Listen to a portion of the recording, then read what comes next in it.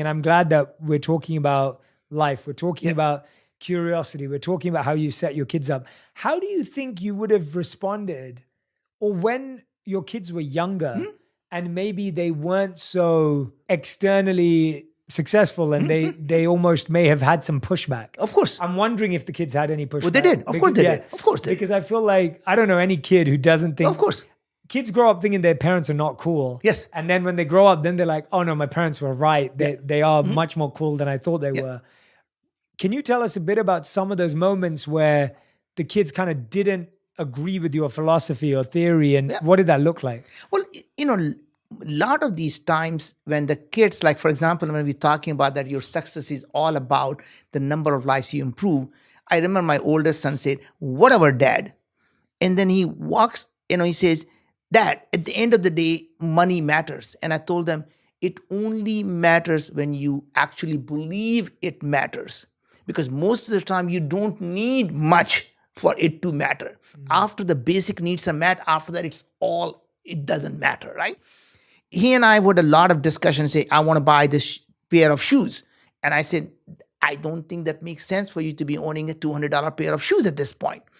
And he said, Dad, I'm going to go get it and I'm going to go earn it. And I said, sure, if that's what you want to do, that's what matters to you, go do it.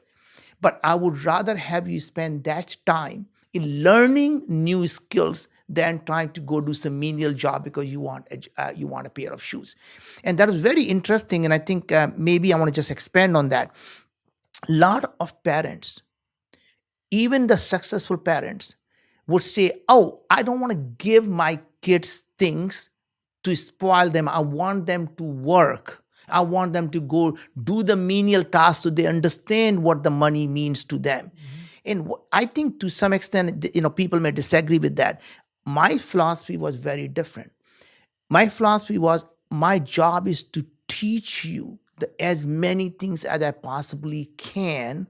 And once you learn those set of skills, those are the skills you'll have for the rest of your life. That means instead of going out and earning money to pump the gas, I'd rather have you go out and take a summer courses and I'll pay for it, right? I would rather have you go and do internship at some place where you can learn something and not focus on making money. Even if it's unpaid, but that's a skill you want to learn, go do it, even if it's unpaid. So it's always about learning, and learning. And the best example I can give you is something I think you'll find funny. When my daughter was 16 years old, she comes to me one day and said, Dad, I know you love science and technology. I have found my passion, and that's what I'm going to pursue. And I just don't want to do anything to do with science and technology.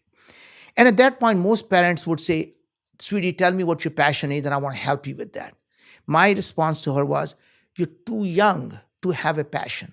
Dad hasn't done his job of exposing you to everything. So you don't even know the things you don't know. How can you tell me you don't like them? So she said, Dad, what is it that you want me to do then? And I said, sweetie, what I want you to go is to go to Singularity University. I want you to learn about nanotechnology. I want you to learn about genetics. I want you to learn about artificial intelligence. I want you to learn about everything. And she rolled her eyes. And by the way, and that's the article I wrote on Inc. magazine, if you want to find it. It's called An Entrepreneur versus His Eye-Rolling Teenage Daughter. That's cool. I like that. Right? Now, she says, Dad, you don't hear a word I said. I told you I don't like science and technology. And I said, sweetie, you don't know what these things are, so how can you tell me you don't like them? But here's what I can do for you.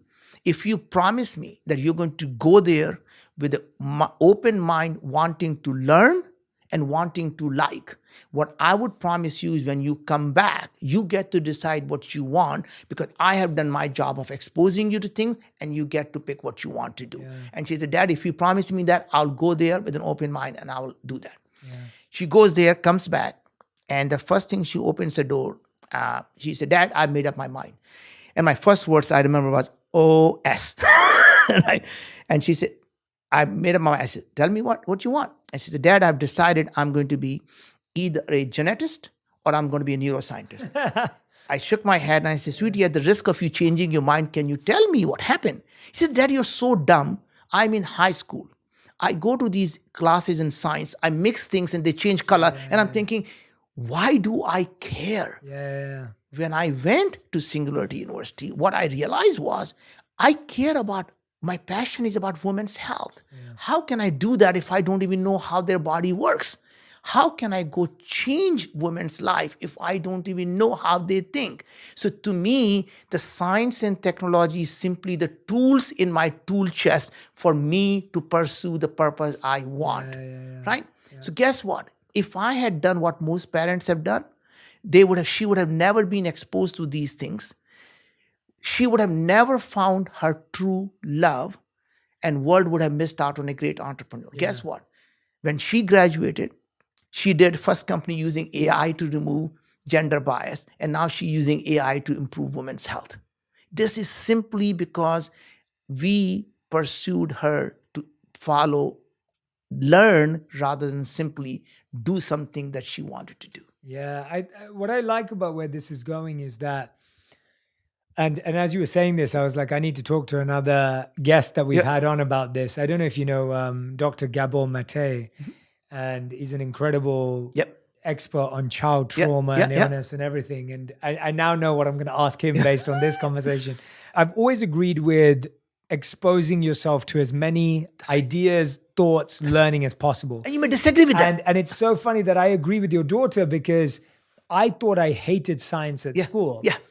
And then when I grew up and I started reading behavioral science and neuroscience, I was like, I love it. science. I love this. I didn't know science was about the brain. Exactly. Like, I thought science was about like photosynthesis, which I didn't find interesting, or it was about cutting a cell open and looking at the layers, which I didn't find interesting. Exactly. And then I was like, but if I knew at 15 or 16 that science was about, you could learn about the brain. Oh my God. And how the brain works and how that, I would have been glued. Every girl in the school would have loved you, Jay. Everything would have changed. Like everything would have changed. But I didn't know that, right? I didn't know that because the way we were taught a certain subject was so, not even basic, but it was so specific.